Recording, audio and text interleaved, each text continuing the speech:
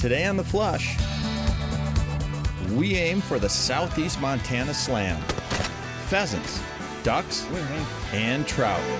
It's our version of surf and turf.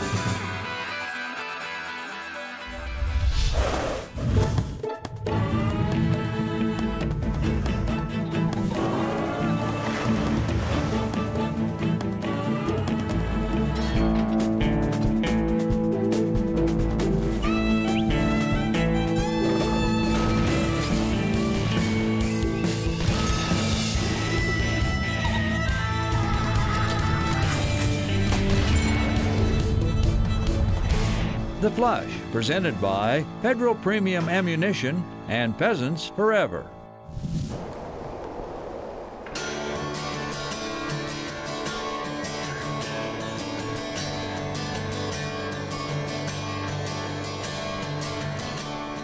When the opportunity came up to hunt in southeastern Montana this fall, I jumped at the chance. First of all, I love Montana. Majestic mountains, world-class trout streams, and wide open spaces. Secondly, it is a late-season sportsman's paradise. Trout fishing, upland and big game hunting, and waterfowl hunting. Hello, Eric. You do hear loud and clear? Lastly, You're gonna dread that. it gives me the chance for some long, overdue quality time with my shy, introverted brother-in-law. Wait, suck it in. It is. You might remember Scott from the hunt we did a couple of years ago in Montana. Oh my goodness. It's kind of like they're painted on. It's called Polish chrome. You also might be thinking the same thing I am. I don't know what to do with my hair now. Wasn't once enough? Was your idea to bring him along? No, it's my sister made me. It's a long story. I lost a bet. I lost a bet. He had to come. Okay. Time to launch our southeastern Montana adventure. Am I supposed to get in? I am. You can wait here. We'll come back and pick you up. I think we're beached. That was a thing of beauty. We're stuck. First stop for our Montana Slam is the Bighorn River out of Fort Smith, Montana, for trout. And before you can say Polish chrome, we are off and running. I think we had $100 for first fish, right? I don't remember that.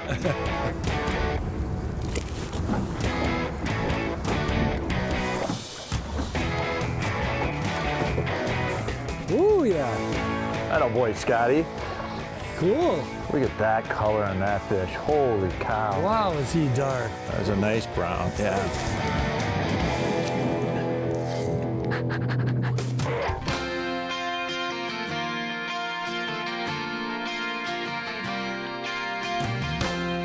Even in fly fishing paradise, there are a few, No. shall we say, snags. Can you describe for the camera what you're doing wrong, Scott?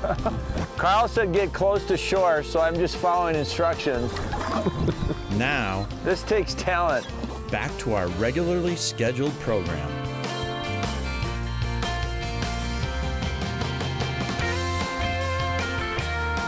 Whoa, there we go.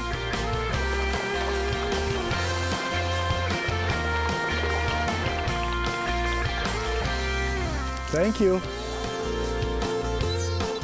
We float from spot to spot, from the boat Nice rainbow.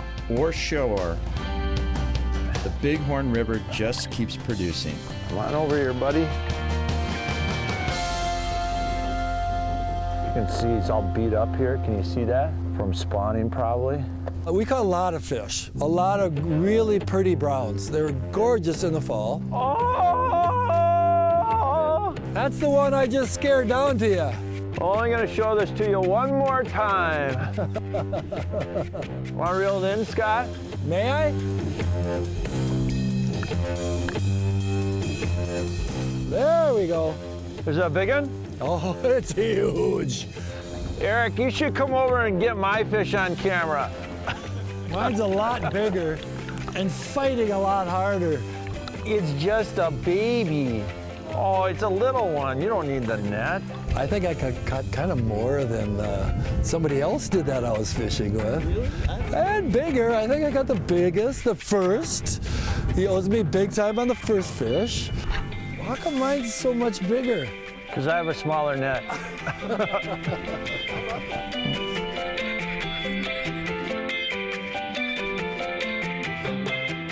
I think we're gonna call it a night. And to think, this trip is already one for the books, and we haven't even picked up the shotguns yet. Coming up, we go after the turf portion of our Southeast Montana Slam. Oops, wrong shot. Got him! There we go. Late season Montana roosters. The Flush is brought to you by Federal Premium Ammunition. Every shot counts. Walton's, everything but the meats. Aluma Trailers. Pike Gear. And by Nutrisource.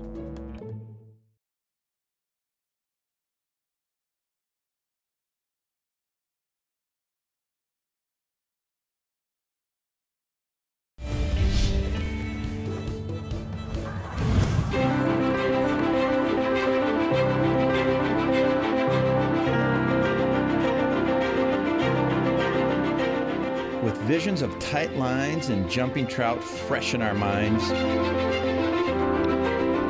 we head about 2 hours east of the Bighorn River to meet our hunting buddy, Brock Bodecker, near Burnie, Montana. Yeah, we're out there. Yeah, we're out there. That's right. I said Burnie. Not a lot of people know where this is. I'm here and I don't know where it is. This is Brock's family cattle ranch, Some guys like to go to Hawaii. I like to go to Burnie. where he cut his teeth learning to pheasant hunt. Oh, I shot my first bird here when I was 12 years old and been here every year since. Still have the same gun.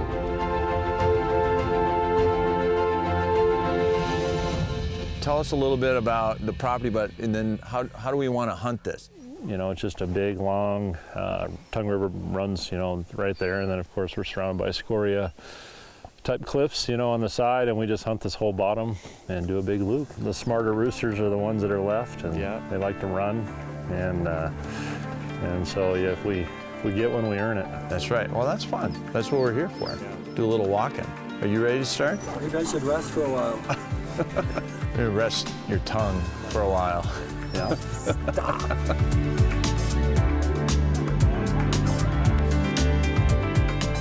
All right, I'm ready. All right, hunt 'em up.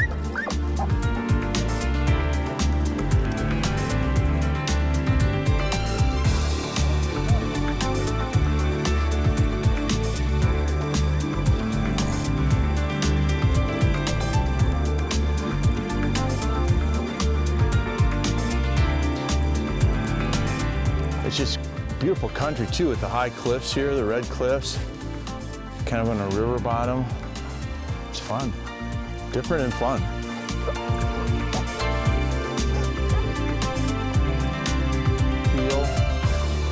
Heel, Hank, heel. Like most late season hunts, we adjust our plan as we go. Why don't we just cut across the field here and hit that hillside, and then we'll just kind of work along those cattails. Kind of do the circle and push it back towards the river there? Yeah, and birds will typically fly and run to the river. Okay. And like most late season hunts, the thick cover seems to be holding all the birds. There's tracks all over in here. Okay, there went one. Yep. That was a rooster. Yeah, that was a nice one.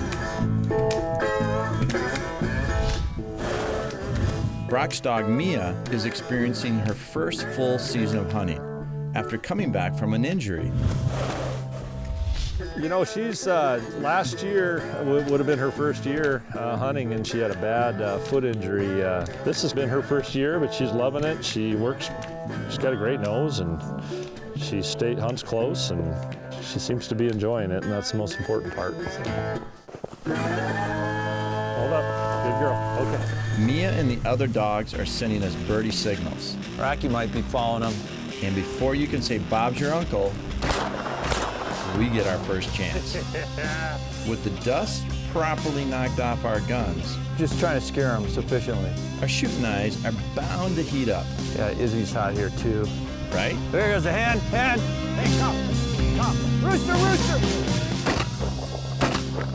Okay, maybe just a few more practice shots. Was not ready for that one. Here, Hank, come. Well, that's not Hank, that's your dog. There goes one. Hen. There's another. Got him. The third time is a charm. Up. Dead bird. There's 2 birds down, right? We got 2 down. Wow, that got crazy in a hot second. Holy cow. Oh, that's typical late season hunting there. You walk, and then all of a sudden you get into them. That was cool. Well, that was good. We didn't get skunked. Well, you know, your anticipation of what's going to happen to a new area, it's hunting. You know, they're not game farm birds. We're out there shooting wild birds, so you never know. It was a pleasant surprise. It ended up being a lot better than I thought. Were you expecting the big reveal there at that spot? Well, I was hoping, you know. Yeah, I was hoping. Well, it was fun. It was a great morning. Yeah, it's what, December 12th? And it's about 40. Or 2 weeks left because the season's over. Yeah, it's just, you can't beat this. Yeah.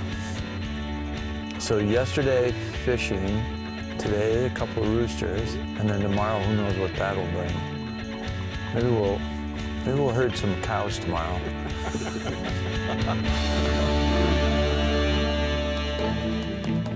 The Flush is brought to you by Benelli, Carlson's Choke Tubes, the Shooter's Choice, Elk Mound Seed, Ruffland Kennels, and by Kansas Department of Wildlife Parks and Tourism.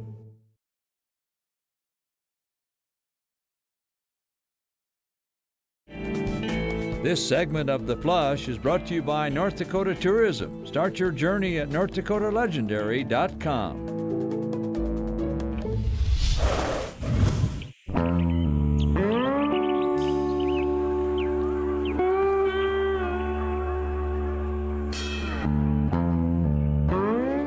Fishing, pheasants, and more country than the eye and brain can comprehend. The 2 B's, Brock and Burnie, have opened up their arms to welcome us.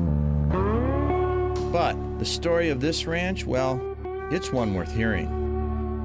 This ranch was started, in the 1800s, Brown Cattle Company. It was kind of a lonesome dove kind of story, and moved cattle up to Montana, and it covered a significant amount of acres. And over time, my grandfather took over this ranch. Now called the Nance Cattle Company, the family bonds run deep at the ranch, as do the decades of memories that decorate the walls of this historic lodge. Gorgeous, and you could walk in and feel the history behind this. Surrounded by all this natural wood that you can tell that it had been there a while, and the native artifacts that were in there, and everything is very comfortable. It's an old log home that was actually 20 miles downriver at one point. My grandma, I think, was tired of living in a shack, and I think the ultimatum was given, and Grandpa went and found this house rather than build one. He actually moved it here, and it's a neat, historic, beautiful home. Grandpa's fingerprints are all over this one-of-a-kind ranch house, as they are in Brock's heart. Yeah, I get a little teary there. He was kind of my idol. He was a good guy, and he loved this place. And grew up just sitting next to him in the corner chair there where I was sitting last night, and just hoping he'd always tell me a story. He was a neat human being and loved this place and worked his whole life down here.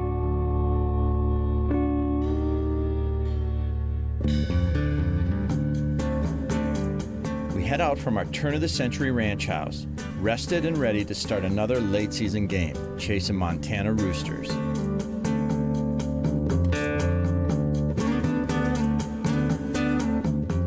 Why don't you start now, Brock? Yeah. Okay. When you get to this tree line, go through it and hunt that right side, like we did yesterday. With our marching orders in place, we start our hunt on a crisp, picture-perfect Montana morning. I love this terrain. It's thick. You have to lift your legs so high. Feel it this afternoon. The air might be cool this morning, but our bird dogs are getting hot.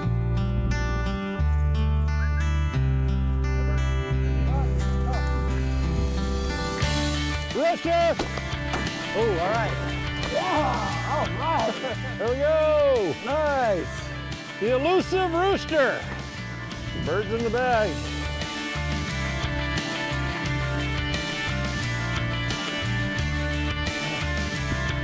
I think Hank's on one. Hey, Bird, hear me. Memories from our last Montana hunting trip Rooster! come into my head as Scott Bittman pulls another shot out of his, let's just say, backside. Oh, darn it. Nice shot. Nice job, Scott. Yeah. Birds, head. Just to prove it wasn't dumb luck, lightning strikes again. Rooster, yours. Nice shot. It was fun. It was really fun. It's always fun when you squeeze the trigger and the dog's like, yeah, all right. The dogs have something to be rewarded with. They got a bird to get. And I say having a wild bird in your pouch is always a pleasant thing to walk out of the field with. And just like yesterday, I think they're birdie ahead here. Why don't you follow them? things got crazy in a hot sec. Oh! Oh, I was just gonna squeeze. I tried to wait for you. I'm sorry. Here, Bernie. Good girl. Brock's dog Burnie is a hard-working yellow lab with a huge hunt drive and a love of retrieving. All right. We're doing good. Equaled only by her desire to be pet. And if anything, she's one of the most lovable dogs you'll ever be around. If you pet her eyes just immediately close like and then she'll do that. That's her. That's her. Our dogs get a well-deserved water break while we admire the morning's trophies. I didn't get invited to your rooster party though. Yeah, we got one more. Oh, what do you know? One more. You got it? No. Look at that. There we go. Aren't they handsome? Not bad for a 2-hour walk or hour and a half. Look how pretty they are. Here, let's get you out of the picture because that takes away from how pretty they are. Aw, you're pretty, Scott. Just not as pretty as these guys. Pheasants Forever's mission is to protect and restore wildlife habitat. Without habitat, we don't have wildlife, and we don't have places to hunt. Without you, Pheasants Forever has one less voice in their fight for conservation. Join Pheasants Forever today to help us create healthy habitat, cleaner water, and abundant wildlife. Sign up at this web address and you'll receive a 1-year subscription to Pheasants Forever Journal, plus his signature series Pheasants Forever Duffel Bag. Your $35 will make a difference today that will last forever.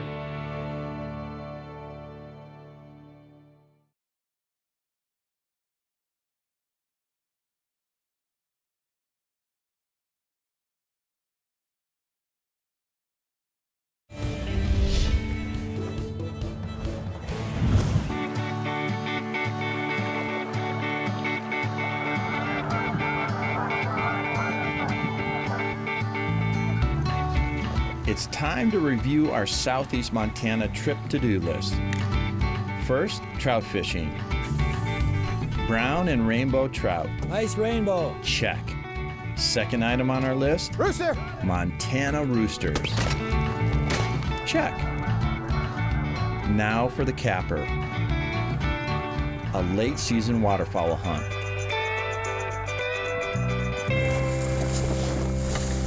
Although we didn't have all the essentials for a duck shoot on the Bighorn River, we set out at Dark 30 with high hopes that passing birds might give our meager spread a closer look. Like 4 here and maybe a couple over there.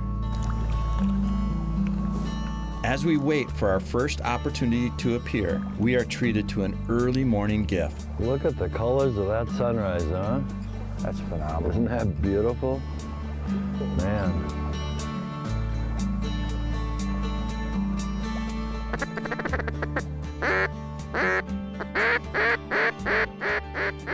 Unfortunately, our big sky sunrise is interrupted by something the locals call bad shooting. That wasn't out of range, was it? No, he was right there. It was right there. Well, that was bad.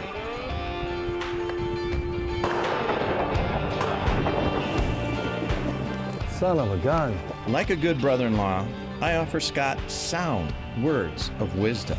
What are you doing? How come you didn't shoot him? They just seem so far to me. They're not. Well, look at the far shore is 40 yards. Shut up. That's in range, huh?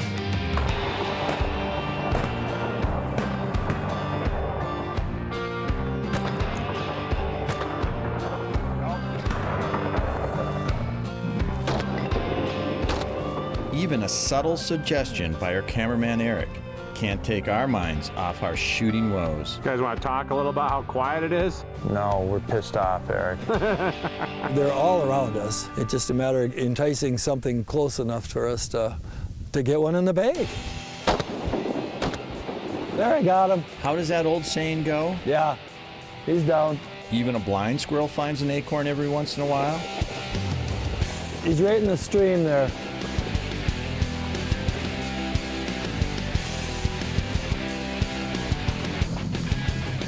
Even though our shooting stunk, we weren't leaving this duck shoot with our dauber down. Come on, Hank. Good boy. Come here, Hank. Come here. Good boy. Good boy. Good boy. Good boy. We pick up our decoys with our southeastern Montana adventure checklist complete.